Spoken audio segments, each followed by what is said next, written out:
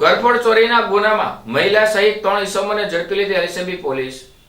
Bhavnagar local crime બ્રાન્ચના માણસો Songadh police station વિસ્તારમાં વળ શોધાયેલ મિલકત સંબંધી ગુનાઓના સગદારોની તપાસમાં હતા। તે દરમિયાન બાતમી મળેલ કે ભાવનગર સોનગઢ ચિત્રી રોડ ઉપર આવેલ તરુણ હોટલ પાસે રોડ ઉપર અગાઉ ચોરીમાં પકડાયેલ વિનોદ ઉર્ફે ઈગુડો, હીરુબેન ગુમાનભાઈ અને કિશન ઉર્ફે મૂંગો પોપટી કલરના પટ્ટાવાળું કાળા કલરનું Honda Shine motorcycle register number GJ04EW2867 લઈને ઊભા છે। તેઓ પાસે સોનાના દાગીના તથા રોકડ રકમ છે, જે તેઓ ક્યાંકથી ચોરી કરતો છળ કપટથી લાવેલ હોવાની શંકા હતી।